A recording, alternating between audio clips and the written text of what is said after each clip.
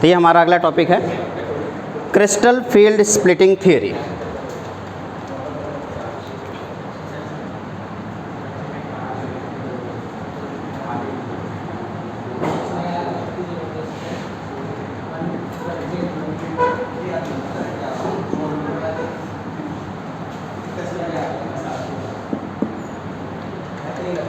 Crystal field splitting theory, इसका नाम crystal field splitting theory क्यों मैं पहले ये बता देता हूँ। जो डी ऑर्बिटल है ना, 5 ऑर्बिटल हैं डी में। अभी तक हम इस गलतफहमी के शिकार थे कि पांचों ऑर्बिटल की एनर्जी सेम होती है, बट वो जो 5 ऑर्बिटल हैं उसमें 2 टाइप के ऑर्बिटल है, एक टू फोल्ड ऑर्बिटल, एक 3 फोल्ड ऑर्बिटल। जो 2 फोल्ड ऑर्बिटल है 2 डायमेंशनल, जो एक प्लेन में होता है, जैसे dx dy dz, ये 2 फोल्ड ऑर्बिटल है। dx square Y square and dz square, ये 3 फोल्ड ऑर्बिटल है, 2 अलग अलग ऑर्बिटल है, और इन दोनों की एनर्जी अलग अलग होती है। और ये ऑर्बिटल स्प्लिट तब हो जाते हैं जब कोई लिगेंड इनके पास आता है। क्रिस्टल फील्ड स्प्लिटिंग थ्योरी किसी भी कॉम्प्लेक्स को कुछ इस तरीके से एक्सप्लेन करती है। तो हेडिंग डालेंगे क्रिस्टल फील्ड स्प्लिटिंग थ्योरी, और इसमें कुछ पॉइंट्स, इंपॉर्टेंट पॉइंट्स हैं, इसको नोट कर लेंगे। लेकिन सबसे पहला पॉइंट है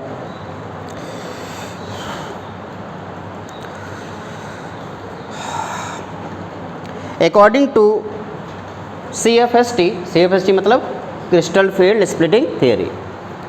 according to CFST,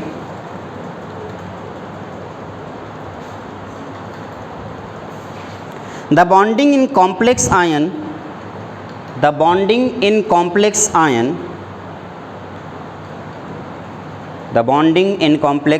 is purely electrostatic,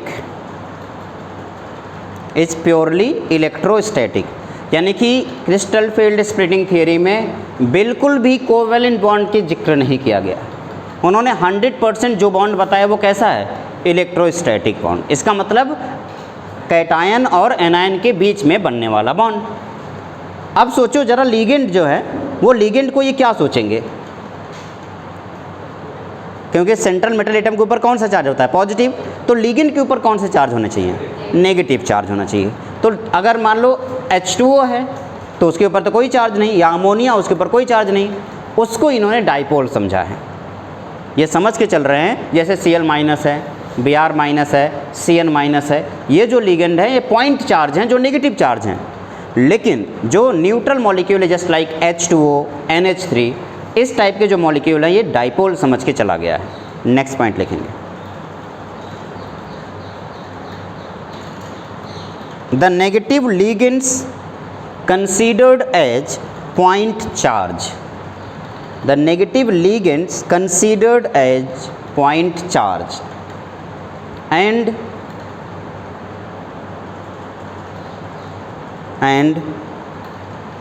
neutral ligand considered as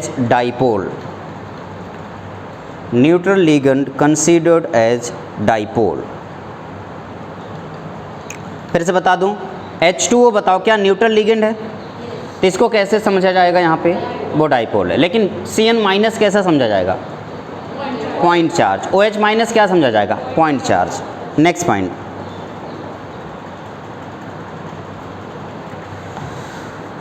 VSEPR theory सुना है, 4th में valence electron pair repulsion theory.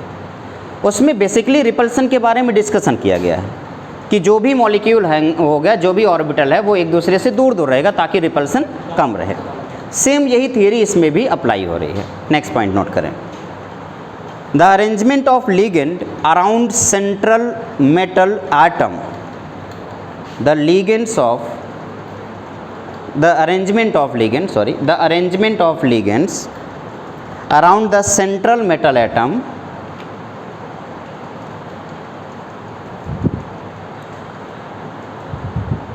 is such a manner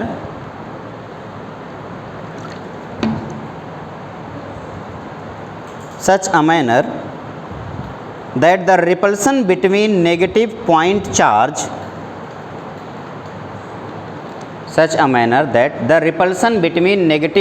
point charge और डाइपोल, नेगेटिव पॉइंट चार्ज और डाइपोल, बताओ मैक्सिमम होना चाहिए या मिनिमम? मिनिमम। रिपल्सन बिटवीन, क्या लिखा आपने? नेगेटिव पॉइंट चार्ज और dipole is minimum.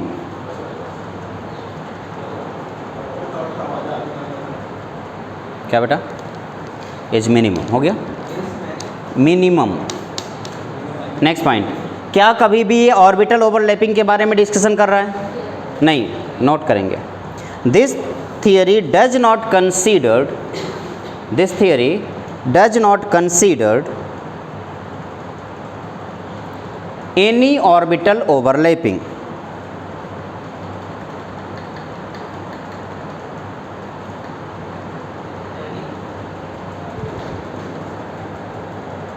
Any orbital overlapping. Next point, 3D orbital. 3D का मतलब 3D नहीं, 3D ऑर्बिटल कौन कौन से? 3D ऑर्बिटल कौन कौन से बेटा? dxy, dyz, dzx, ये 3 d ऑर्बिटल हैं। 3D orbital just like dxy, dyz, dzx which oriented in the region between, which oriented in the region between coordinate axis. क्या ये कोऑर्डिनेट एक्सिस के बीच में होता है, हाँ या ना? dxy xy प्लेन में होता है, dyz yz प्लेन में। क्या लिखा? Oriented in the region between coordinate axis. known as T2G, इन्हें T2G के नाम से जाना जाएगा, known as T2G और टू फोल्ड डीजनरेटेड ऑर्बिटल, या इसी को two fold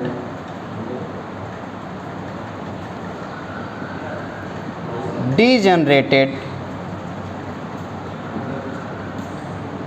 orbitals.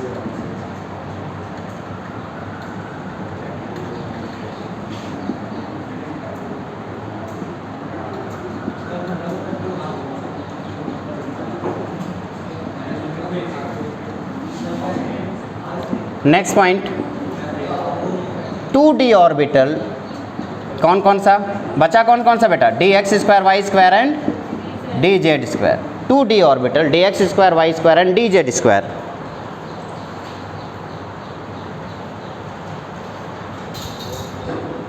which oriented along the axis, which oriented along the axis is called EG और three fold,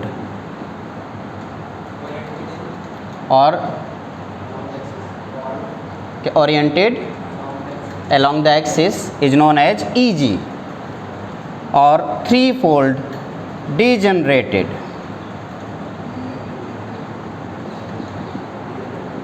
orbital.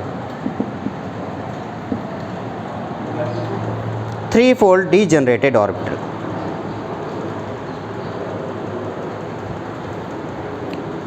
Next point,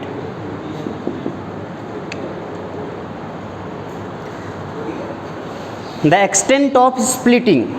अभी मैं सबको समझाऊँ, सारे पॉइंट समझाऊंगा। द एक्सटेंट ऑफ स्प्लिटिंग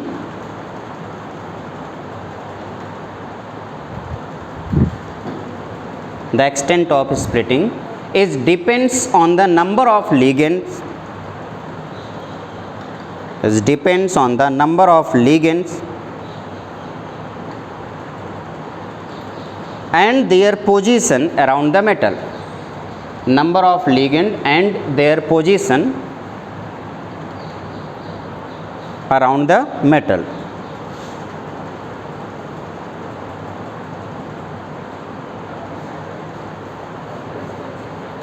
ठीक है, it will be different, it will be different, it will be different in different structure, it will be different in different structure with different coordination number, different structure with different coordination number.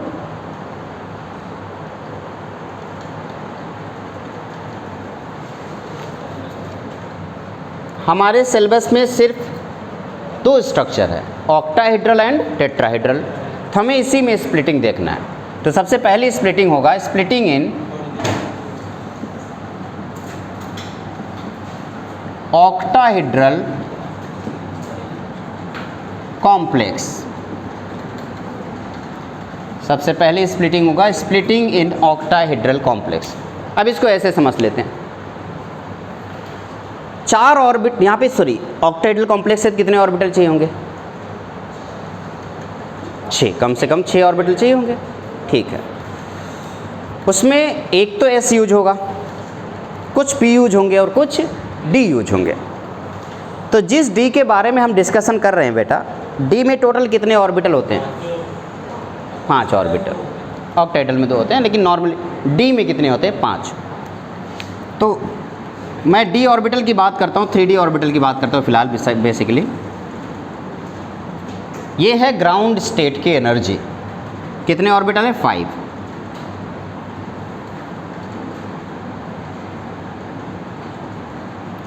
ये ground state में D orbital की energy है। अब ये कैसे arrange होंगे? Octahedral arrangement कैसे होता है? 4 प्लेन में होता है, एक ऊपर से और एक नीचे से होता है। तो जब बेटा लिगेंड आ रहे होंगे तो सबसे ज़्यादा रिपल्सन किस पर पड़ेगा? जो एक्सिस पे है या जो प्लेन में है? चारों तरफ से जब लिगेंड आएंगे तो जो एक्सिस वाला होता है ना, उसका बॉन्ड लेंथ थोड़ी सी ज़्यादा होती है एज कंपेयर टू प्लेन। इसे इक्वेटोरियल और एक्सियल बॉन्ड लेंथ बोलते हैं, बाद में डिस्कशन करेंगे। तो जो ऑक्टाहेड्रल कॉम्प्लेक्स में जब 8 लिगेंड चारों तरफ से आ रहे होते हैं ना, तो सबसे ज़्यादा रिपल्सन पड़ता है अलोंग द एक्सिस। और इस अलोंग द एक्सिस अगर रिपल्सन ज़्यादा पड़ रहा है तो किस पर रिपल्सन ज़्यादा पड़ेगा? dx² y² और dz² पर। और जब dx² y² और dz² पर रिपल्सन ज़्यादा पड़ेगा, जिस पर रिपल्सन ज़्यादा होता है उसकी एनर्जी ज़्यादा हो जाती है, और जिसका रिपल्सन कम होता है उसकी एनर्जी कम होती है। बताओ इसमें किसकी एनर्जी ज़्यादा होगी, Eg की या T2g की? Eg की। क्यों? क्योंकि dx² y² और dz² की एनर्जी ज़्यादा हो रही है।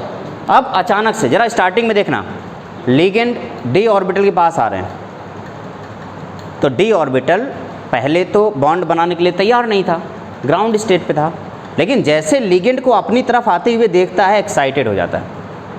सारे के सारे ऑर्बिटल एक साथ एक्साइटेड हो रहे हैं, और जब सब एक्साइटेड हो रहे हैं तो क्या उनकी एनर्जी बढ़ रही होगी? सारी ऑर्बिटल की एनर्जी एक साथ बढ़ती है। तो ये जो D ऑर्बिटल है, ये 5 के 5 D ऑर्बिटल अचानक से एक्साइटेड हो जाते हैं और इनकी एनर्जी बढ़ जाती है पाँचों की। तो ये जो स्टेट आपको दिख रहा है, ये कौन सा स्टेट है? Excited state. और ये स्टेट कौन सा है? Ground state. लेकिन अब जब लिगेंड इनके पास एग्जैक्टली आ जाते हैं और ओवरलैपिंग करना शुरू करते हैं, तो सबसे ज़्यादा रिपल्सन किस पर होता है? Eg पर। तो Eg की एनर्जी बढ़ जाएगी, और जब Eg की एनर्जी बढ़ जाती है तो Eg की एनर्जी बढ़ने की वजह से Eg टूट करके अलग हो जाता है, और T2g की एनर्जी कम होने की वजह से T2g टूट करके अलग हो जाता है। तो 3 ऑर्बिटल अलग हो गए, 2 ऑर्बिटल अलग हो गए। Eg ऊपर चला गया क्योंकि उसकी एनर्जी बढ़ गई, और T2g नीचे आ गया क्योंकि उसकी एनर्जी कम हो गई। बताओ इधर T2g और Eg, एनर्जी किस पर ज़्यादा हुई? Eg पर। तो Eg स्प्लिट होकर ऊपर चला गया। अब इन दोनों की जो एनर्जी के बीच में गैप होता है, इस गैप को ऑक्टाहेड्रल एनर्जी गैप बोलते हैं, जिसे डेल्टा O से रिप्रेजेंट करते हैं। O का मतलब ऑक्टाहेड्रल। क्या बात क्लियर हुई? अब यहाँ पर ये जो आप देख पा रहे हैं, ये आपका एक्साइटेड स्टेट में एनर्जी होना चाहिए था, लेकिन कुछ एनर्जी ज़्यादा है, कुछ एनर्जी कम है। ये जो ऊपर वाला गैप है उसे पॉजिटिव गैप बोलेंगे, और नीचे वाला गैप जो है उसे नेगेटिव गैप बोलेंगे। तो यहाँ से लेके यहाँ तक का जो गैप है ना बेटा, ये यहाँ पे नीचे 3 दिख रहे हैं, तो 2/5 माइनस का, और ऊपर जो दिख रहा है ये 3/5 का प्लस का हो गया। तो ऊपर का जो गैप है वो 3/5 डेल्टा O होता है। मैं यहाँ पे लिख देता हूँ प्लस 3/5 डेल्टा O, और नीचे वाला क्या हो गया बेटा? -2/5 डेल्टा O। और ये टोटल गैप कितना होगा? Delta O। जो टोटल गैप डेल्टा O का है उसका 2/5 ये रहा, और उसका 3/5 ऊपर रहा। ये कौन सा है? Eg। और ये कौन सा है T2G। बताओ किसकी एनर्जी ज़्यादा है, T2G की या EG की? EG की एनर्जी ज़्यादा है इसलिए वो ऊपर है, और T2G की एनर्जी ज़्यादा कम है इसलिए वो नीचे है। अब मुझे इलेक्ट्रॉनिक कॉन्फ़िगरेशन करना है, ध्यान से सुनो। अगर D1 इलेक्ट्रॉनिक कॉन्फ़िगरेशन है तो एक इलेक्ट्रॉन d ऑर्बिटल में जाना चाहिए, बताओ कहाँ भरूँ, EG में या T2G में? T2G में। क्यों? क्योंकि उसकी एनर्जी कम है तो स्टेबिलिटी ज़्यादा होगी। तो मैंने एक ऑर्बिटल D1 का इलेक्ट्रॉनिक कॉन्फ़िगरेशन के दौरान भर दिया। दूसरा बताओ, D2 होगा तो कहाँ भरूँगा? D3 होगा तो कहाँ भरूँगा? अब D4 होगा तो कहाँ भरूँगा? पहले सोचूंगा कि लिगेंड कौन सा है, स्ट्रॉन्ग या वीक। अगर स्ट्रॉन्ग फील्ड लिगेंड है तो वो क्या करना चाहेगा? पेयरिंग करना चाहेगा। उस केस में D4 वाला यहाँ पे आएगा। लेकिन सोचो अगर वीक फील्ड लिगेंड होगा तो D4 की ये ऊपर जाएगा, हाँ या ना? क्या यहाँ तक कोई दिक्कत नहीं है? गुड, बस मैं इसे हटा देता हूँ। तो ये रहा आपका स्प्लिटिंग इन ऑक्टाहेड्रल कॉम्प्लेक्सेस। ये जो एक्सिस है, ये एक्सिस ऊपर की तरफ जो जा रही है, बताओ कौन सी एक्सिस होगी? एनर्जी की एक्सिस होगी, क्योंकि ये एनर्जी ग्राउंड स्टेट की थी, ये एनर्जी एक्साइटेड स्टेट की थी, और ये EG की एनर्जी और ये T2G की एनर्जी। क्या ये बात क्लियर हो रही है? कोई दिक्कत नहीं है? अच्छा ये याद रखना, ये बराबर पे नहीं, ये बराबर नहीं है, थोड़ा सा ऊपर है। गलती हो गई मुझसे, बराबर दिख रहा है तो मैं थोड़ा सा इसको नीचे कर देता हूँ ताकि बराबर ना दिखे। थोड़ी सी गलती, सावधानी हटी, दुर्घटना घटी। ठीक है ना? कोई दिक्कत तो नहीं है? तो ये बताओ कौन सी एनर्जी हुई? Ground state.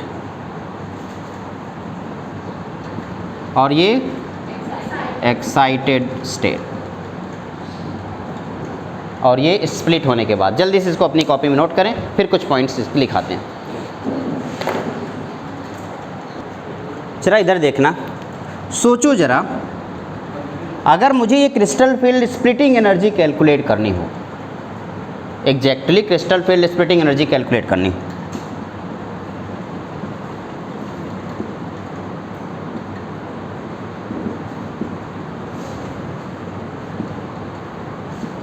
यानी कि crystal field splitting energy CFSE calculate करना है, तो उसके लिए मुझे दो बातें ध्यान देनी होगी कि T2G में कितने इलेक्ट्रॉन हैं और EG में कितने इलेक्ट्रॉन हैं। ठीक है, तो उसके लिए कुछ पॉइंट नोट करना होगा। If X electron are present in T2G, X electron are present in T2G and Y electrons are present in EG, EG में Y इलेक्ट्रॉन प्रेजेंट है, X इलेक्ट्रॉन T2G में, and N electrons are paired, N electron आपके paired हैं, और P is the pairing energy,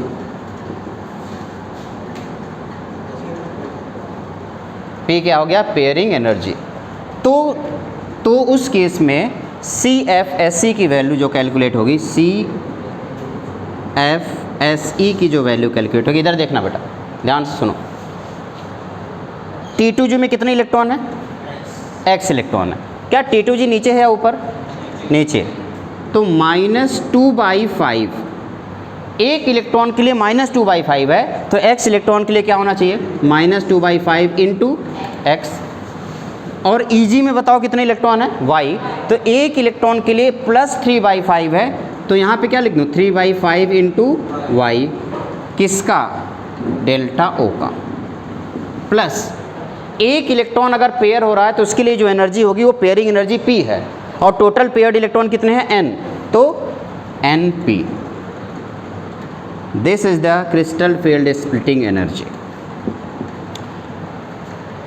ये है आपके crystal field splitting energy का फॉर्मूला। कुछ पॉइंट और अभी आप सभी लोग लिखना बंद करो और कुछ पॉइंट मेरी बातों को ध्यान से सुनो। दो चीज़ें होती हैं, एक पेयरिंग एनर्जी और एक डेल्टा O, दो अलग अलग एनर्जी अगर है। P को मान लिया मैंने पेयरिंग एनर्जी। इन केस देखो, केसेस बना रहा हूँ मैं। In case pairing energy is less than delta O, ये जो डेल्टा O है ना, एनर्जी का गैप, और पेयरिंग एनर्जी में पेयरिंग एनर्जी कम है। जिसकी एनर्जी कम होती है क्या उसकी स्टेबिलिटी ज़्यादा होती है? इसका मतलब ये हुआ कि अगर इलेक्ट्रॉन पेयर्ड हो जाएगा तो ज़्यादा स्टेबल होगा, हाँ या ना, क्योंकि पेयरिंग एनर्जी क्या है, कम है। तो बताओ इलेक्ट्रॉन पेयर्ड होना चाहेगा या नहीं, होना चाहेगा, क्यों, क्योंकि वो पेयरिंग एनर्जी कम है, तो पेयर होकर एनर्जी कम होगी तो स्टेबिलिटी ज़्यादा होगी। Then electron will be paired. और जल्दी से मुझे बताओ अगर इलेक्ट्रॉन पेयर हो गया तो लो स्पिन कॉम्प्लेक्स या हाई स्पिन, अगर इलेक्ट्रॉन पेयर हो गए तो लो स्पिन कॉम्प्लेक्स।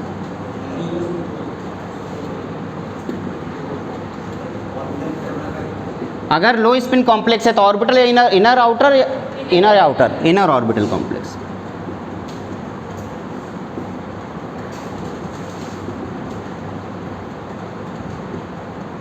एक और बात इधर देखना, if pairing energy is greater than delta O. अब बताओ पेयरिंग एनर्जी, अगर इलेक्ट्रॉन पेयर हो गए तो एनर्जी बढ़ जाएगी, तो उस केस में इलेक्ट्रॉन पेयर नहीं होना चाहेंगे, यानी कि electron will not be paired.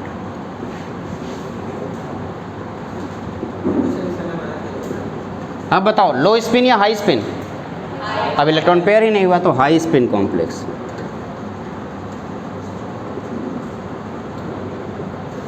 और अगर स्पिन हाई स्पिन कॉम्प्लेक्स है तो आउटर या इनर, आउटर ऑर्बिटल कॉम्प्लेक्स। ये रहा आपका ऑक्टाहेड्रल में स्प्लिटिंग। फिर से बताना, ऑक्टाहेड्रल के लिए, ऑक्टाहेड्रल के लिए आपका Eg की वैल्यू हमेशा क्या होनी चाहिए, T2G से ज़्यादा होनी चाहिए। ये आपका ऑक्टाहेड्रल वाला पूरा पोर्शन कंप्लीट हुआ। अब बताओ इलेक्ट्रॉनिक कॉन्फ़िगरेशन बेटा,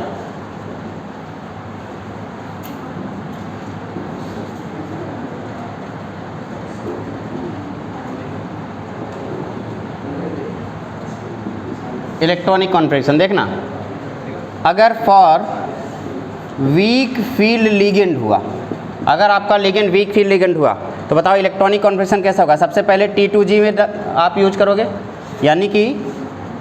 यानी कि आप कहोगे कि DXY फिर DYZ फिर DZX, और उसके बाद Eg के बाद क्या हो जाएगा, T2EG। Eg वाला कौन सा है, DX² Y² एंड DZ²। तो आप इलेक्ट्रॉनिक कॉन्फ़िगरेशन कुछ ऐसे लिखोगे, सबसे पहले DXY में एक इलेक्ट्रॉन डालोगे, फिर DYZ में एक इलेक्ट्रॉन डालोगे, फिर DZX में एक इलेक्ट्रॉन डाल करके फिर DX² Y², फिर DZ² में एक इलेक्ट्रॉन डालोगे, और वापस से क्या करोगे, रिपीट करोगे इसको, यही करोगे। वीक फील्ड लिगेंड के लिए यही करोगे, एक इलेक्ट्रॉन डालोगे, फिर एक इलेक्ट्रॉन डालोगे, वापस से रिपीट करोगे। लेकिन अगर स्ट्रॉन्ग फील्ड लिगेंड हुआ तो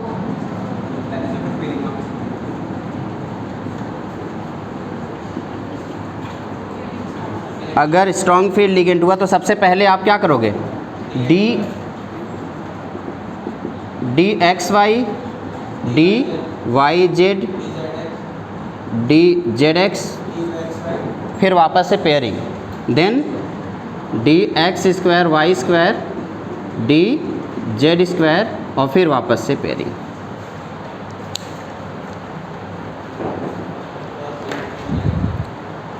ये वाला इरेज कर दूँ ना इधर,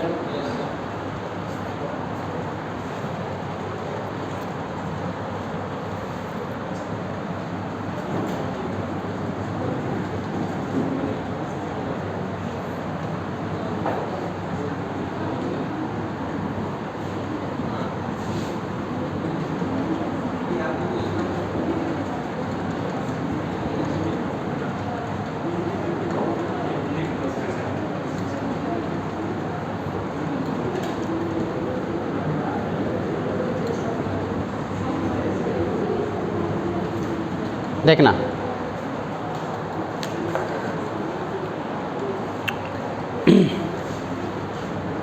वीक फील्ड लिगेंड के लिए मैं लिख रहा हूँ, स्ट्रॉन्ग के लिए आप लोग घर से करके लाएंगे। फॉर वीक फील्ड लिगेंड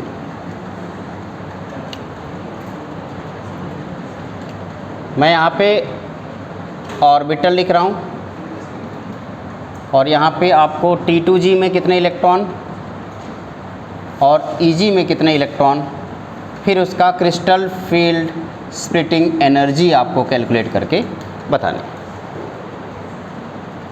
सबसे पहले बताओ D1 के बारे में, D0 के बारे में शुरुआत करना ही नहीं है, D1 से शुरुआत करना है। D1 है तो एक इलेक्ट्रॉन किस में जाएगा, EG में या T2G में? T2G में आपने एक इलेक्ट्रॉन भर दिया। अभी EG में क्या होगा बताओ, क्रिस्टल फील्ड स्प्लिटिंग थ्योरी की वैल्यू क्या है? माइनस बताओ 2/3 इंटू 1, अच्छा sorry 2/5 into 1 plus 0 into delta O, यही हुआ? यस और नो? गुड। आगे कोई पेयरिंग नहीं हुआ है, देन इट्स ओके। D2 के लिए बताओ 2 इलेक्ट्रॉन, EG में क्या होंगे 0। अभी बताओ माइनस 2/5 इंटू 2 प्लस 0 डेल्टा ओ, यस और नो? D3 के लिए बता दो बेटा, कम ऑन यार, 3 0 minus 3/5 sorry minus 2/5 into 3 plus 0 delta O. D4 के लिए 4 0 minus 2/5 into 4 plus 0 delta O. D5 का इलेक्ट्रॉनिक कॉन्फ़िगरेशन में इसमें 5 इलेक्ट्रॉन आएगा। ओहो गलती हो गई, इसमें 3 इलेक्ट्रॉन ज़्यादा तो जाएगा नहीं क्योंकि पेयरिंग तो अभी नहीं होगा क्योंकि वीक फील्ड लिगेंड है। वेरी गुड, तो यहाँ पे 1 आ जाएगा, यानी कि हमने यहाँ पे गलती क्या कर दी कि multiplied by 3 plus 3/5 into 1 delta. अब यहाँ पे 3 और यहाँ पे 2, तो ये हो जाएगा minus 2/5 into 3 plus 3/5 into 2 delta O. आप लोगों को कुछ समझ में आ रहा है? D6 के लिए यहाँ पे क्या किया 3 और यहाँ, अब बताओ D6 के लिए बताओ क्या करूँ? 4 आएगा यहाँ पे, क्यों? Of 2 minus 2/5 into plus 3/5 into delta plus एक इलेक्ट्रॉन पेयर हो गया है। D7 के लिए 5 2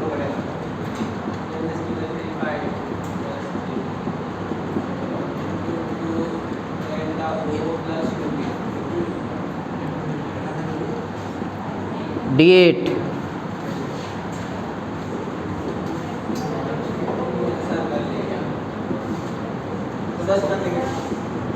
करो करो फिर नोट करो। कहाँ पे बेटा? -2/3 इंटू 5 और यहाँ पे 6 और यहाँ पे 2 2 ही है ना, ठीक है। यहाँ पे D7 के लिए बताओ।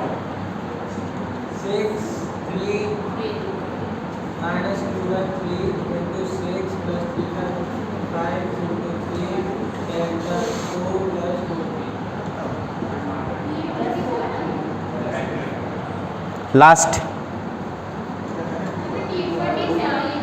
क्या बेटा? उल्टा कर दिया क्या? अच्छा यहाँ 9 था ना, यहाँ 10 हो गया, लास्ट है ना। 6 and 4 बताओ। -2/3 इंटू प्लस 3/5 इंटू 4। अब ज़रा ध्यान से देखो, पहले तो D5 वाले को ध्यान से देखो। 3 2 जा 6/5 माइनस में, 3 2 जा 6/5 प्लस में। आपने हर जगह 3 कर दिया, 5 कहाँ पे गलती हुई? माइनस, ओहो कुछ सोच रहा था लगता है किसी के बारे में। यहाँ पे अभी भी सोच रहा हूँ।